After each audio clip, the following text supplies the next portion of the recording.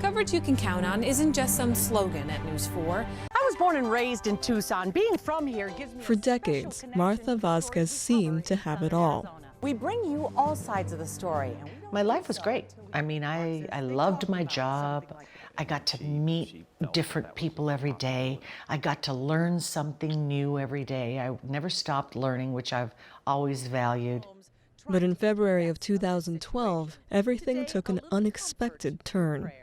I think I did it because I wanted to end my life as I knew it. I can't even tell you what I was thinking that day. I went to the mall and I bought some shoes and I think I bought some makeup and then I took that top and the earrings and I walked out. And the security guard came after me and said, "Do you know that you have something that you didn't pay for in your bag?" And I said, "Yes, I do." He said, "Well, did you plan on paying for that?" And I said, "No, I don't think I did." Shoplifting cost Martha her career and her reputation. Even she wondered why she did it. But when she sought help from a psychologist, she learned her life had been building up to that moment. I lost my dad when I was 7 years old. I stuffed it down. I moved ahead. I lost my brother when he was 15 years old. He was 17 and I was 15. I stuffed it down and moved ahead. I stuffed things that happened to me just down and then proceeded forward with a smile on my face and the determination to do a good job. I had a major depressive disorder in full swing, and I had no idea. A consistent feature of depression is the downcast mood and a lack of enjoyment in what we used to enjoy doing. And so this sort of sets the potential scene for acting out in an unprecedented way, because you want to either signal that you're tired with what you're doing, or more likely you want to just change. And any change, any disruption of the monotony that you see contributing to your depression is welcome.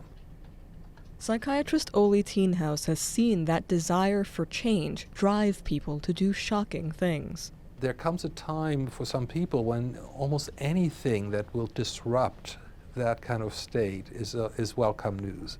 It's not unheard of that people act out, if you want to use that word, in the context of some emotional episode in which they don't really know how to cope with the feelings they experience. But what am I going to do in life, or people that just need to be educated? Ralph Romero struggled to cope with his feelings from an early age. On the outside, I was pretending I was happy. I knew what was going on. I knew I had control. But I would lock myself away. I would hide myself from my family. I would constantly think I was doing bad all the time. I wanted out of life. Ralph turned to drugs and alcohol. Eventually, he stole a vehicle and landed in prison, which is where he finally received treatment for his depression and anxiety and began to turn his life around.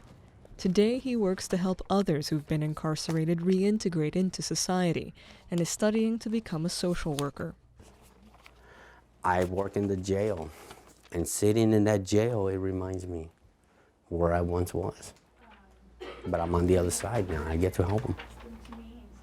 Martha also reinvented herself after hitting the darkest point of her life.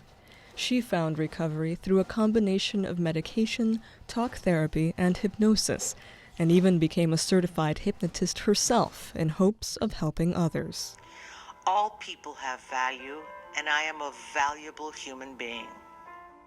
You know, every day I wake up in the morning and I listen to one of my hypnosis processes, and it just tells me that I'm going to have a great day and that I'm going to be productive today and I'm going to be happy, and if I can help anybody, I'm going to help them. Right now in this Oli Teenhouse says it isn't unusual for those who've battled mental illness and found healing, as Ralph and Martha have, to in turn aspire to help heal others. Hey, Mama. How you doing today?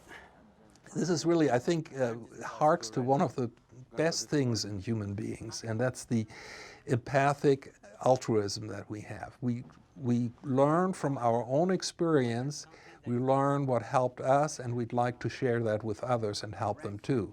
That's a very positive way of dealing with an experience like this. But the first step, he says, is working to heal oneself. Or the whole definition, if you will, of mental health is to be in charge of what you're doing, you know, to evaluate choices and decide what you do, which may not be the same choice between different people, but as long as you own your own decisions, that is a sign of healthy adaptation to life. Oh, look, you have food here. Okay. I committed a crime, and I don't take that lightly.